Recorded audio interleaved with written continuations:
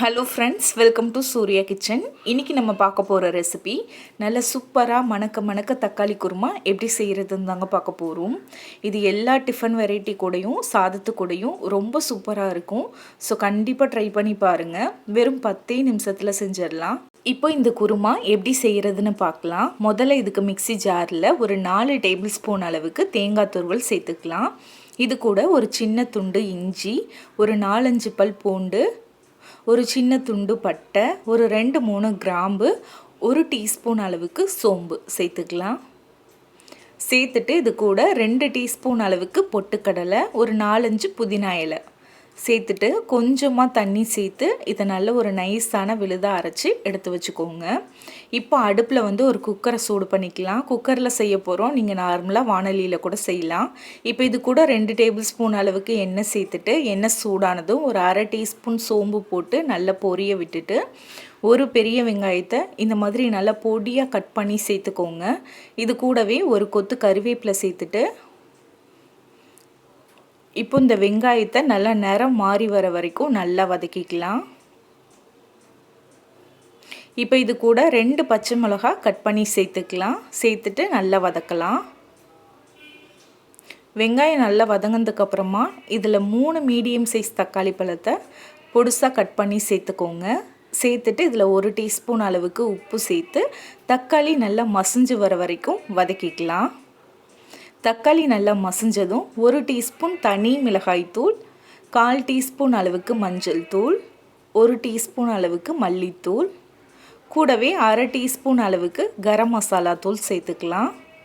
இதில் நல்ல கலருக்காக நான் 1 டீஸ்பூன் அளவுக்கு காஷ்மீரி மிளகாய் தூள் சேர்க்குறேன். இது ஆப்ஷனல் தான், இருந்தால் சேர்த்துக்கோங்க, இல்லைன்னா ஸ்கிப் பண்ணிக்கோங்க. இந்த மாதிரி நல்லா கலந்து விட்டுட்டு இப்போ இதில் நம்ம ஃபஸ்ட்டு அரைச்சி எடுத்து வச்சுருந்த தேங்காய் விழுதை சேர்த்துக்கலாம். தேங்காய் விழுதை சேர்த்துட்டு உடனே தண்ணி சேர்க்க வேண்டாம். அது ஒரு 2 நிமிஷம் நல்லா வதக்கி விடலாம். அதில் இருக்க பச்சை வாசனை போகட்டும். அதுக்கப்புறமா தேவையான அளவுக்கு தண்ணி சேர்த்துக்கலாம். இப்போ இது இந்த மாதிரி நல்லா வதக்கினதுக்கப்புறம் இப்போ இதில் 1 டம்ளர், பெரிய டம்ளரில் 1 டம்ளர் அளவுக்கு தண்ணி சேர்த்துக்கிறேன். சேர்த்து கலந்து விட்டுட்டு அதுக்கப்புறம் உங்களோட குருமாவோட திக்னஸ்க்கு ஏற்ற மாதிரி நீங்கள் தண்ணியை அட்ஜஸ்ட் பண்ணிக்கலாம். நம்ம இதில் பொட்டுக்கடலை சேர்த்துருக்கிறதுனால நல்ல திக்காக வரும் குருமா. இப்போ இதில் இன்னும் 1 டம்ளர் அளவுக்கு தண்ணி சேர்த்துக்கலாம். சேர்த்துட்டு நல்லா கலந்து விட்டுக்கோங்க. இப்போ இந்த கன்சிஸ்டன்சி எனக்கு கரெக்டாக இருக்குது. உங்களுக்கு இன்னும் தண்ணியாக வேணும்னா இன்னும் கூட நீங்கள் கொஞ்சம் தண்ணி சேர்த்துக்கலாம். இப்போ உப்பு சரியாக இருக்கான்னு செக் பண்ணி பார்த்துக்கோங்க.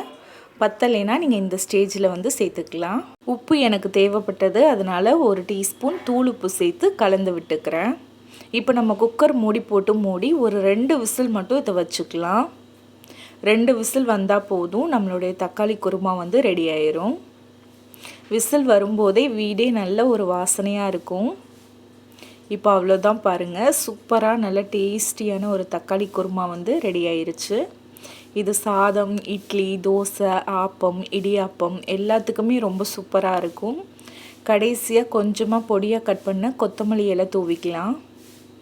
அவ்வளோதான். கண்டிப்பாக இந்த ரெசிபியை இதே மாதிரி நீங்களும் செஞ்சு பாருங்கள். செஞ்சு பார்த்துட்டு எப்படி வந்ததுன்னு மறக்காமல் கமெண்ட்டில் சொல்லுங்கள். இந்த தக்காளி குருமா ரெசிபி உங்களுக்கு பிடிச்சிருந்தா லைக் பண்ணி ஷேர் பண்ணுங்கள். ஃபஸ்ட் டைம் நம்ம வீடியோ பார்க்குறவங்க மறக்காமல் சேனலை சப்ஸ்கிரைப் பண்ணிக்கோங்க. தேங்க்யூ.